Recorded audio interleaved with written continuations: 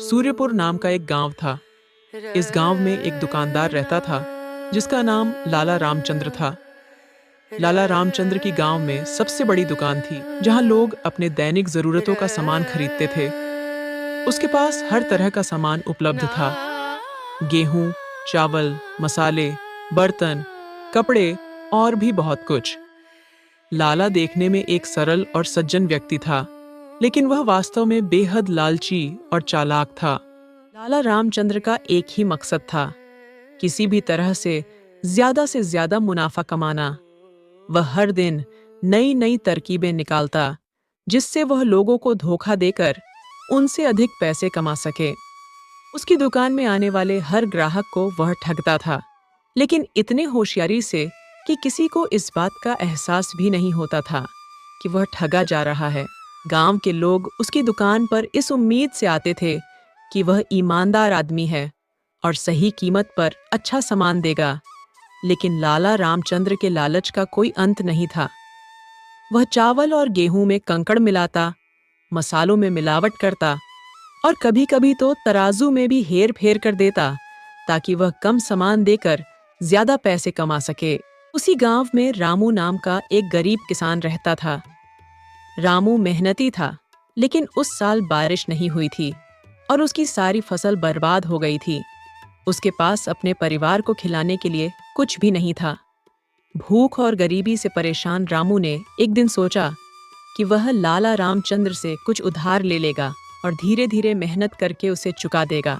एक दिन रामू लाला रामचंद्र की दुकान पर गया और नम्रता से बोला, लाला जी, इस बार मेरी फसल खराब हो गई है। मेरे पास खाने के लिए कुछ भी नहीं बचा। कृपया मुझे थोड़ा गेहूं और चावल उधार दे दीजिए। मैं अगली फसल के बाद आपको ब्याज सहित वापस कर दूंगा। लाला रामचंद्र ने रामू की हालत देखी। उसने सोचा कि यह एक अच्छा मौका है रामू को अपने जाल में फंसाने का। उसने अपने मन में एक योजना बनाई और बड़ी ही नरमी से बोला, रामू भाई, मैं जानता हूं कि इस बार बारिश नहीं हुई और तुम्हारी फसल बर्बाद हो गई। मैं तुम्हारी मदद जरूर करूंगा, लेकिन इसके बदले में तुम मेरे खेतों में काम करोगे। जब तुम्हारी फसल अच्छी होगी तब तुम मेरा कर्ज चुका देना। रामू के पास और कोई विकल्प नहीं था। उसका परिवार भूखा था और उसे किसी भी हालत में अनाज चाहिए था। मजबूरी में उसने लाला रामचंद्र की बात मान ली। रामू ने लाला रामचंद्र के खेतों में दिन रात मेहनत की, लेकिन लाला ने चालाकी से रामू का कर्ज इतना बढ़ा दिया कि वह कभी चुका ही नहीं सकता था। जब भी रामू थोड़ा सा कर्ज चुकाने की कोशिश करता, लाला रामचंद्र ब्याज बढ़ाकर उसकी मुश्किलें और बढ़ा देता। धीरे धीरे रामू पूरी तरह से लाला रामचंद्र के कर्ज के जाल में फंस गया। उसकी सारी मेहनत बेकार चली जाती थी और उसका कर्ज खत्म होने की बजाय बढ़ता ही जाता था।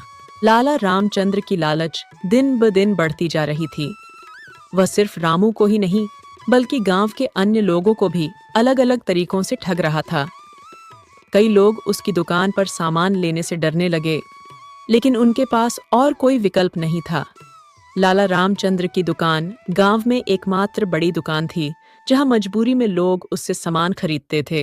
कुछ समय बाद गांव में एक साधु आए, जिन्हें लोग गुरुजी कहकर बुलाते थे। वह गांव-गांव घूमकर लोगों की समस्याओं का समाधान करते थे। एक दिन गुरुजी जब सूर्यनगर पहुंचे, उन्होंने देखा कि गांव के लोग लाला रामचंद्र के बारे में धीरे धीरे बुरा बोल रहे हैं। लोगों ने गुरुजी से अपनी समस्याएं साझा की और बताया कि कैसे लाला रामचंद्र अपनी लालच और चालाकी से उन्हें ठग रहा है। अगले दिन गुरुजी ने गांव के सभी लोगों को चौराहे पर बुलाया। लाला रामचंद्र को भी वहां बुलाया गया। गुरुजी ने सभी के सामने कहा, लाला रामचंद्र, आज तुम्हें अपनी सच्चाई सबके सामने दिखानी होगी। तुम अपनी दुकान से सबसे अच्छी चावल की बोरी लेकर आओ और उसे सभी गांव वालों को दिखाओ। लाला रामचंद्र को गुरुजी की बात सुनकर अजीब लगा, लेकिन उसे अपनी चालाकी पर पूरा विश्वास था।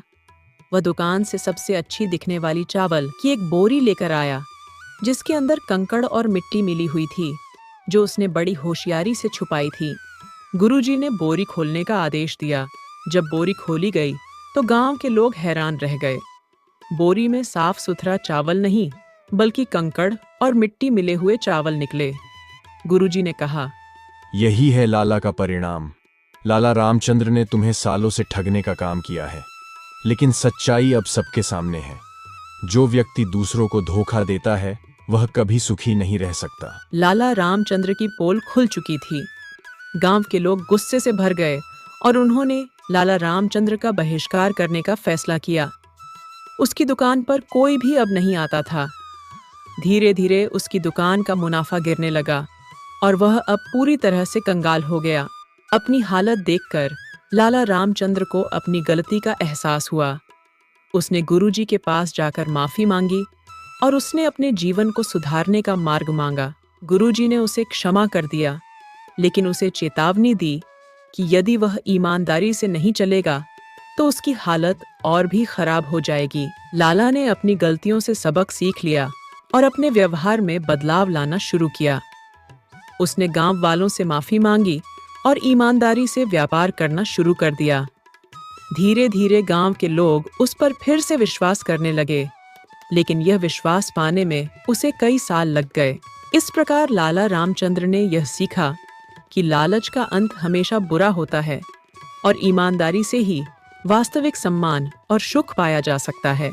उसकी कहानी दूर दूर तक फैल गई और लोग उसे याद रखने लगे कि लालच और धोखे से कुछ भी नहीं मिलता।